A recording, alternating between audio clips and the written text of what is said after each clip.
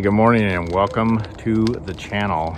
You can see the poor man's grapple behind me is the epic fail on this load.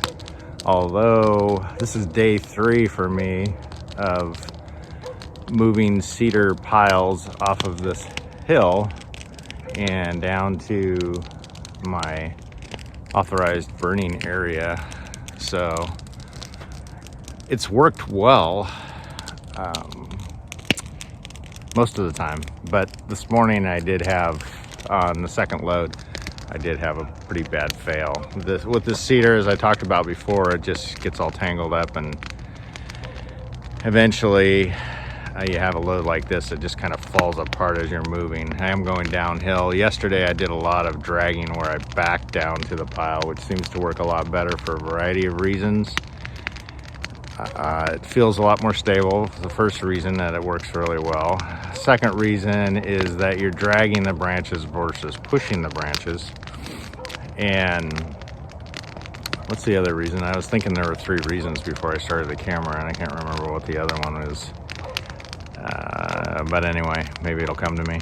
So I've been trying to get out here early when the frost is still on the ground and do about 3 hours of burning. And then once the melt off happens, then I go ahead and let it burn out. So there's several cedar piles running along this ridge that I've been grabbing and bringing down to my burn pile.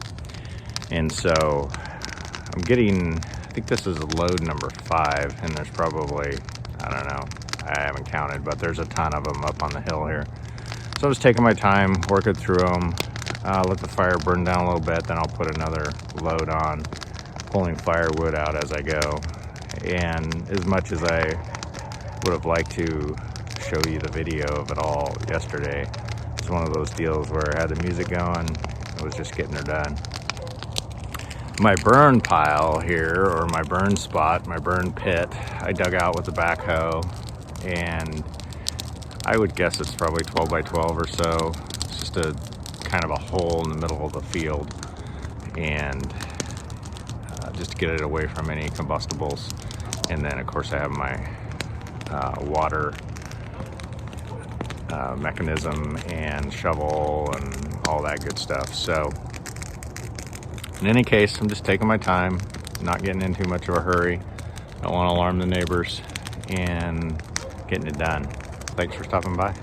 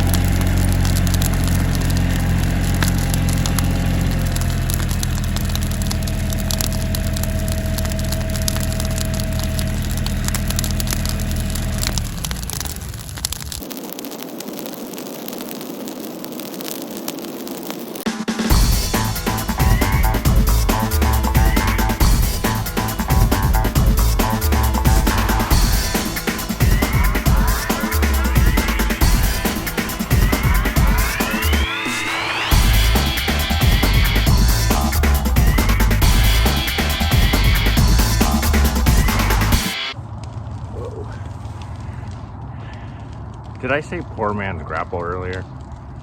I know some people are probably thinking, you're not a poor man. You have all this equipment that you're able to work this beautiful land. And don't get me wrong, I don't forget that, or I try not to. I'm very blessed. What I mean by poor man's, I just mean by I made the decision to buy a brush hog instead of a grapple, or I made the decision to have a backhoe instead of a grapple. I don't think that I'm poor by any stretch of the imagination. I have 2 great kids, 3 great kids,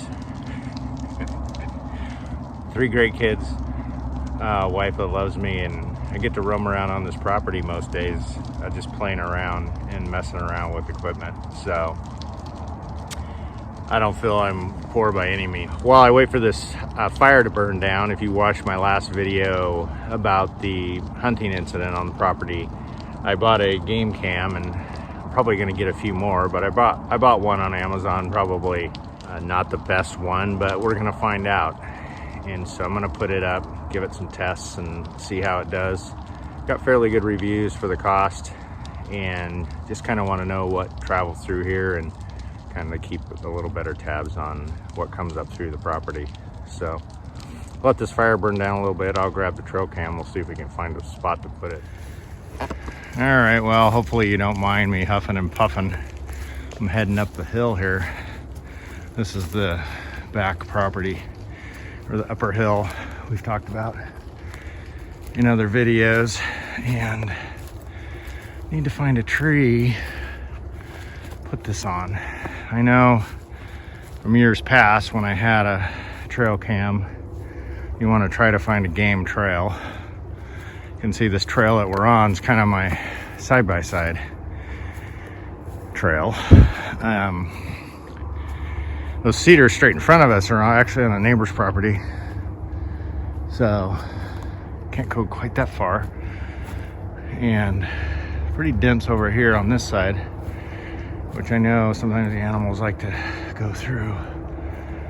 But my main interest is kind of what's coming up this hill.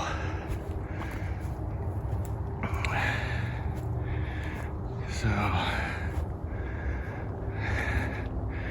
all that logged area over there is all my neighbors. So let's go up here and see what we see. All right, so I know only putting one camera out, I'm kind of rolling the dice as to whether I'm going to see anything at all, particularly when I'm kind of pointing at this open area versus being in the brush. And probably totally right, but it's going to be a learning experience to figure out what's going on. I have seen some scat up in this open area, and there are a few little areas that look like trails, so maybe it's a good shot, maybe not. The one that I ended up picking up was on Amazon. I think it was on a coupon. Can't remember. I want to say it was around 40 bucks. And it's the Victor, I think is how you say it, HC300. I mean, you can take video or photos. I went ahead and put the batteries in, formatted the memory card, and so we're just going to set it up, see what happens. This is basically what it looks like. It's pretty small, but I'm going to set it up on this tree, this smaller cedar right here, kind of pointed out this way. Wait a couple days, if I don't get anything, then I'll probably bring it deeper into here. I know the deer have hung out up here, and I kind of know where they bed down. I'm kind of interested in what else is out here besides deer. I mean, they come right down to the house, so I know they're up here and around, but I'm curious about what's leaving the other scat in the different areas. So if you have some pointers on trail cams and what to do, I'd rather get a few cheap ones than get one expensive one. Maybe that's a bad theory, but that's kind of what I'm thinking. I also have some good game trails across the road at the other 6 acres. I wouldn't mind checking out what's going on over there. So in any case, this is where we're going to start. We'll see how it goes. All right, guys, so there she be. And like I said, I am far from being an expert on trail cams. Might have it too low, might have it not pointed well. I'm just going to give it a shot for a day or two, come back, check it, and kind of see how it goes. Like I said, this is kind of an open area, so I know it's probably not ideal. We're gonna give it a shot.